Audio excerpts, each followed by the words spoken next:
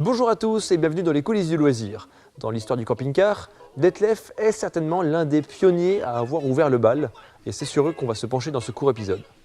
Enfin court, ça va durer un peu plus longtemps que d'habitude mais bon, on y va quand même. L'histoire commence en 1931 lorsqu'un certain Arist Detlef construit pour lui et sa femme ce qui est probablement la première caravane d'Allemagne et qu'il va nommer la voiture à vivre. À ce moment-là, il est directeur d'une entreprise qui fabrique des cravaches, des chambrières et puis aussi des bâtons de ski.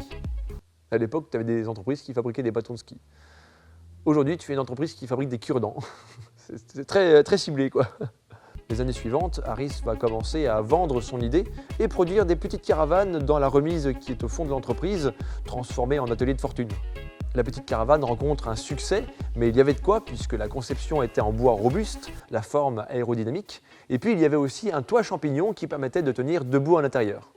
En 1936, il y avait déjà 6 employés qui travaillaient à temps plein dans le département voiture à vivre. L'histoire continue, la petite caravane est éprouvée dans différentes situations et véhicule l'image de l'entreprise au-delà des frontières. Quand la Seconde Guerre mondiale éclate, la production des caravanes est évidemment stoppée.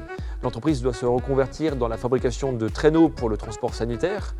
À l'issue des conflits, la vie reprend son cours et Arist revient pour reprendre immédiatement la production des caravanes. En 1952, le succès grandit encore et encore, les caravanes sont bon marché et la production s'élargit avec de nouveaux modèles. D'ailleurs, l'atelier étant trop petit, la finition et les contrôles qualité se fait directement à la lumière du soleil. En 1954, la gamme est très explicite et répond directement à différents besoins et budgets avec la Camper, la Nomade, la Globetrotter et la Touriste. La Nomade était vendue 5 390 Deutsche Mark, soit 11 600 € si on l'achetait aujourd'hui.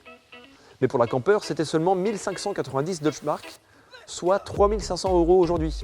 Et là, on réalise que ça faisait effectivement vraiment pas cher. En 1958, la demande de caravane devient supérieure à celle des cravaches et l'entreprise du coup stoppe cette production pour ne se concentrer que sur les caravanes. Dans l'histoire, la famille Detlef et ses descendants ont pris l'habitude de voyager eux-mêmes avec leurs caravanes pour les tester dans différentes conditions, différents climats, différents pays, ce qui permettait aussi de faire une communication relativement efficace parce que c'était une communication par la démonstration. Alors, je ne sais pas trop ce qu'ils ont, les fabricants de caravanes et de camping-cars, mais dans l'histoire, dès qu'ils avaient besoin de prouver que leur véhicule était solide, ils ne pouvaient pas s'empêcher de mettre un truc lourd dessus. En 1967, la promotion ne s'arrête pas et la famille Detlef s'offre un tout dernier voyage au cœur de la Russie, un périple d'à peine 9000 km, un détail pour eux.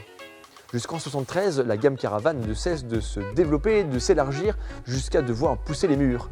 C'est alors qu'une nouvelle usine de 12 000 m² sera inaugurée avec 235 personnes à y travailler.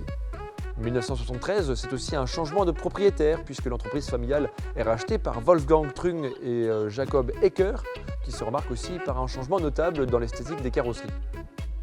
1977, c'est l'année d'apparition du premier camping-car Detlef.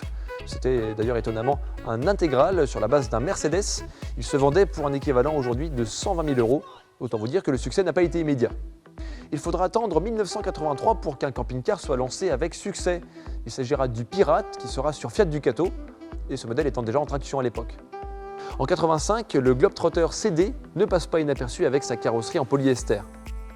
En 1989, la gamme se complète, proposant ainsi des capucines, des profilés et puis donc des intégraux puisque c'était les véhicules de départ. Voici une des rares images d'Arist Detlef lorsqu'il a reçu la Croix fédérale du mérite en 1981. Il décédera en 1996 à l'âge de 88 ans. En 2000, les designers osent des lignes plus modernes et se rapprochent sensiblement du standard automobile. En 2005, c'est le début des fourgons aménagés, produits non pas pour la marque Detlef, mais pour la marque Pössl.